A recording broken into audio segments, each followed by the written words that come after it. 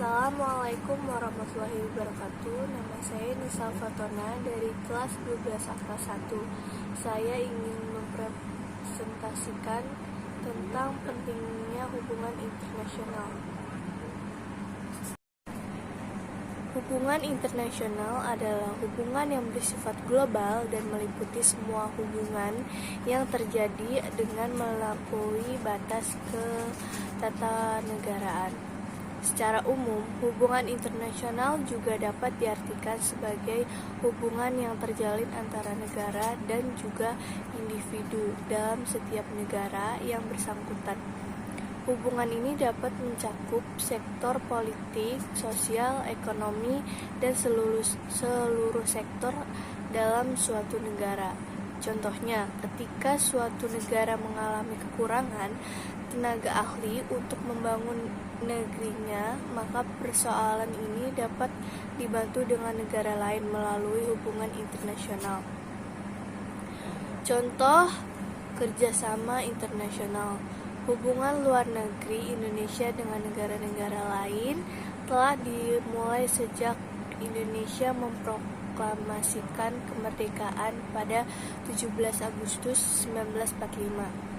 Berbagai forum, baik bilateral, regional maupun multilateral, telah dirancang oleh Indonesia bersama-sama dengan negara-negara sahabat. Dikutip dari situs resmi Kementerian Luar Negeri RI. Berikut ini contoh-contoh kerjasama internasional.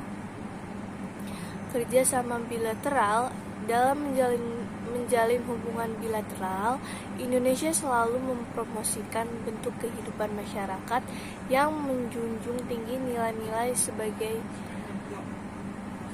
berikut. 1. Saling menghormati, tidak mencampuri urusan dalam negeri lain, penolakan penggunaan kekerasan, konsultasi, dan mengutamakan konsensus dalam proses pengambilan. Saat ini Indonesia telah menjalin kerjasama bilateral dengan negara dengan 162 negara serta 1 teritori khusus yang berupa non-self-governing territory. Beberapa contoh kerjasama bilateral.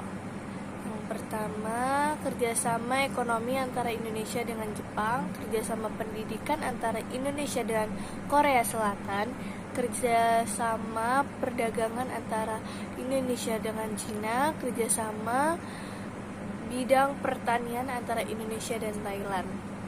Kerjasama regional.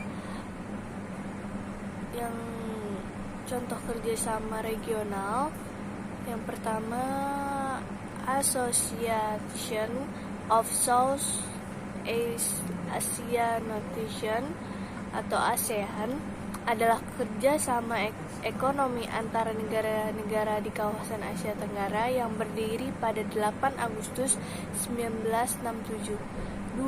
Asia Pacific Economic Cooperation atau APEC adalah kerjasama ekonomi antara 21 kawasan Asia Pasifik yang berdiri pada 1989.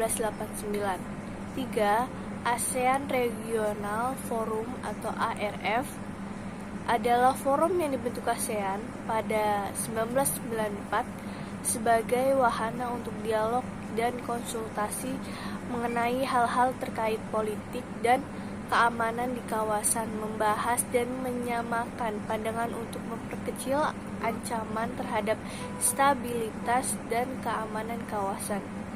Kerjasama multilateral. Contoh kerjasamanya, yang pertama United Nations atau UN atau Perserikatan Bangsa-Bangsa atau PBB. Yang kedua, International Monetary Fund atau IMF. bertujuan memajukan kerjasama moneter internasional. 3. World Trade Organization atau WTO adalah organisasi perdagangan dunia yang bertujuan memajukan perdagangan internasional dengan membatasi peraturan yang menghambat kelancaran pertukaran barang-barang internasional dan meningkatkan volume perdagangan dunia dengan cara meliberalisasikan perdagangan internasional. 4. International Labour Organization atau ILO adalah organisasi buruh sedunia dengan tujuan menciptakan perdamaian melalui keadilan sosial, perbaikan nasib buruh, stabilisasi ekonomi, sosial, dan menyusun hukum pemburuhan. 5. Food and Agricultural Organization atau FAO adalah organisasi pangan dan pertanian untuk bertujuan memajukan pertanian, peternakan, perikanan, kehutanan, penggairan sistem bercocok tanam, dan lain-lain. 6. ASEAN Free Trade Area atau AFTA adalah organisasi perdagangan bebas ASEAN dengan maksud mengantisipasi dalam menghadapi era perdagangan bebas dunia. Dampak positif hubungan internasional. Yang pertama, kebutuhan sebuah negara akan mudah terpenuhi. 2. Sistem keamanan negara akan lebih kuat. 3. Terjadinya kerjasama dan dapat membangun persahabatan dengan bangsa lain. 4. PBB akan memperhatikan suatu negara yang terkena masalah atau musibah maupun krisis, dapat memperluas pasar bagi produk dalam negeri. Dampak negatif hubungan internasional. Yang pertama, budaya suatu bangsa perlahan akan terkikis. 2. Susunan kenegaraan akan meniru sistem negara luar. Yang ketiga, negara akan mulai bergantung terhadap negara lain. 4. Adanya pengaruh politik dari negara lain. 5. Tenaga asing masuk ke Indonesia.